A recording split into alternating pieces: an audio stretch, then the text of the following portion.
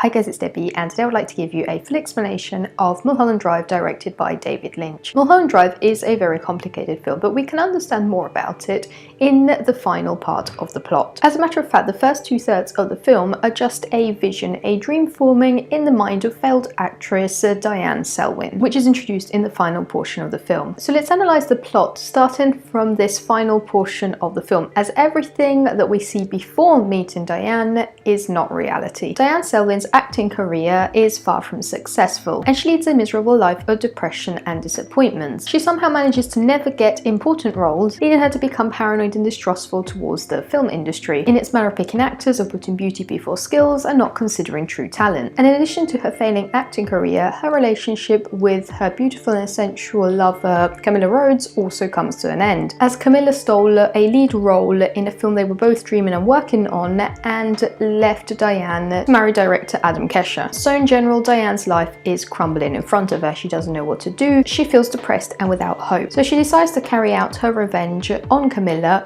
by hiring a hitman to kill her. She meets this killer at Winky's Diner, and after paying him, she returns home, and this is where all the first part of the film takes place, in her mind. Everything we see in the film is probably just a tormented dream Diane is having, although observing her lifestyle we can assume that it is heavily influenced by some sort of substance which enhanced her imagination. In the long dream Diane has, she envisions herself as the woman she's always wanted to be. She sees herself as Betty, a bright, bubbly, attractive young actress, which after winning a dance competition is offered the chance to move to Los Angeles. She's taken to her destination by an elderly couple, which we also saw at the dance competition, and she is enthusiastic of her new life in the city of hopes and dreams. But as soon as she leaves for this new life, we see the elderly couple creepily laughing while watching her leave, as if the gold idea of Hollywood is just a facade, a fake trap for a life of disappointments. We must remember that in general in this film, everything we see in the dream is a metaphor, a symbol for higher concepts. Also, as it is a dream, the acting, the way of speaking is very stiff,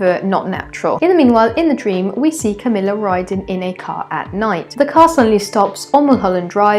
The driver points a gun at Camilla, threatening to kill her. This is Diane's mind envisioning the murder she ordered the hitman to carry out. But Camilla manages to escape because another vehicle crashes into the car and she is able to run away in some nearby bushes. This scene, so Camilla surviving, represents Diane's fear that the hit will be a failure. And as a matter of fact, she is so nervous that in her dream, she imagines the hitman carrying out a completely chaotic, clumsy murder in which he leaves evidence everywhere. He kills even a neighbor, drags her into the room, he kills a janitor, he sets a fire alarm off, and in the end he climbs out of a very well visible window. So we can tell that Diane is very scared. Diane also dreams of a man sitting at Winky's Diner and speaking about a terrible dark nightmare he has been having. He describes his dreams to a man he claims to have seen in his nightmare, and he explains that he dreams of being really scared of this terrible creature behind Winky's Diner. So the two men decide to confront this fear, and they go behind the building, and at a certain point a frightening dirty creature steps out, frightening the man that had the nightmare and making him faint. The terrifying creature and Winky's Diner in general represent fear, guilt, dirt, all emotions that Diane feels after failing life and ordering the murder of her ex-girlfriend. As a matter of fact, the monster and the diner will appear more than once during the dream, during the film, in moments in which Diane is touching rock bottom or in important moments. In the dream, Camilla is very confused after the attempted murder. She can't remember her name or where she lives, presumably because she injured her head during the collision. She confusedly makes her way around town until she randomly picks a building in which to hide. The building in which she seeks help is the one in which Betty, so our bubbly bright actress, is moving into. And the two women awkwardly meet, with Camilla having no explanation as to why she is there, what her name is, what her life is. A thing that should be noted here is that every single person that we see in a dream, everything is not made up out of our mind. Everything we dream of is somebody we've seen in real life. For example, the owner of the apartment block where Betty and Camilla meet which is Coco, in reality is the mother of director Adam Kesher. Or the name Betty, which Diane picks, is based on the name tag of a waitress which served her when she was at Winky's Diner paying the hitman. And the man at Winky's Diner was actually a man that Diane saw when she was placing the hit. Again, Winky's Diner and the creature represent a really important element in the film because of the feelings of guilt that Diane is feeling. Not knowing her name, Camilla picks the name Rita from a poster of an actress she sees in the house. She recalls having had an accident, but she can't remember anything else and can't explain why she has a very large sum of money in her purse and why there is an odd looking blue key. In reality, the wads of cash represent the money Diane paid the hitman to carry out the murder, and the blue key is a secret message that the hitman uses to let his clients know that the hit has been successfully carried out. Betty and Rita soon become friends and they try to discover more about Rita's past. In the meanwhile, in the dream, Betty also has to continue with her career as an actress. And while Diane in real life was constantly defeated, she never managed to obtain a role. She envisions Betty as a talented, audacious, successful actress which is immediately considered for a role. At the same time, Diane is so disillusioned by the Hollywood system that she envisions this whole system by which Betty will not be able to get her part because the cinema industry is controlled by a handful of powerful people which constantly get upset for trivial matters and impose that Adam Kesher should only cast a mysterious blonde woman called Camilla Rhodes, disregarded any of his preferences. This mysterious actress which needs to be casted is obviously based on real life Camilla Rhodes, which kept on getting all the parts. Even the test photo that is given to Adam Kesher is nearly identical to the photo of real life Camilla that Diane gave to the hitman. So let's say that Diane is dreaming of how she would like to be, and she is justifying the fact that she can't get a good role because there's always something in the world of cinema or something in life that's going against her. In this case, it's Camilla's beautiful sensual looks that will always make her successful and one step ahead of her. In the dream, Adam Kesher is appalled by this decision of being forced to choose Camilla Rhodes, and he angrily returns home.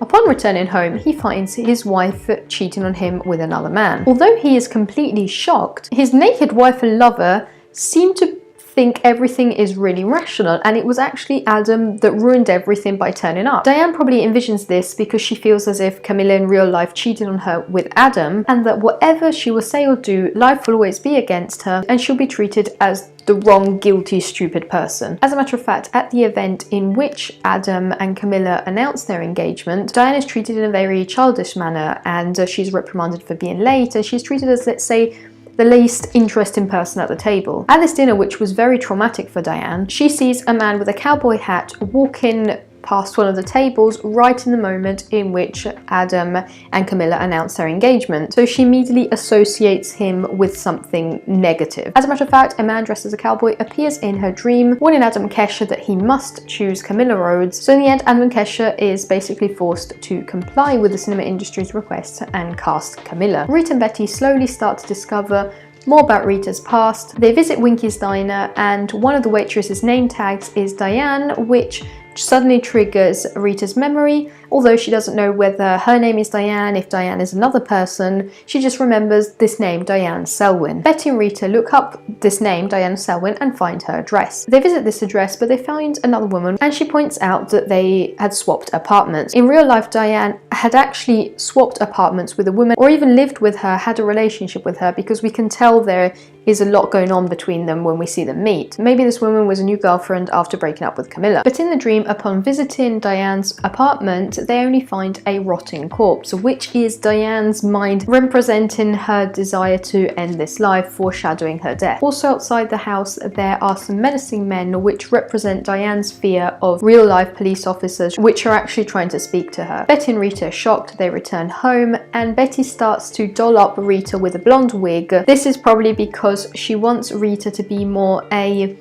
wholesome, nice, sweet girl rather than the sexy seductress that she is in reality. That night the two women sleep together and Rita has a nightmare and wakes up asking to visit mysterious Club Silencio. Betty and Rita visit the club where the presenter claims that everything they're about to see and everything in general is fake. It's a recording, it's not reality. This is because Diane is about to wake up, she is about to come back to reality. As a matter of fact, she starts trembling, she is crying, and the two women return home. They discover Rita has a blue box in her bag which perfectly matches with the blue key. Betty disappears because she is waking up to reality. Rita picks up the key, it perfectly fits in the box, metaphorically representing the end of everything. The closure, the pieces of puzzle fitting together, and ultimately Camilla's death. Diane wakes up to her depressing reality. We're at the end of the film. The blue key is on the table, meaning the hit has been successfully carried out. Camilla is dead. Somebody is knocking at her door, presumably the police officers which wanted to speak to her. All her life, her guilt, her depression crumble down upon her. She starts hallucinating, her past is tormenting her, so she runs to the bedroom, shoots herself, and ends it all. The cowboy again appears for the second time, meaning Diane did everything wrong, and the film ends with a woman that says silencio, meaning that the show is over, the film has ended, the drama is finished. Also note that the woman has blue hair, which in the film is a symbol for death. So in general, Mulholland Drive is an analysis of love, obsession, guilt, and the fake facade of fame, and the cinema industry which promises a life of success but hides a pit of failures and disappointments. Let me know what you think about Mulholland Drive with a comment here below. I hope you enjoyed this video. If you did, make sure to subscribe for more movie related content, explanations, and I'll see you soon. Bye!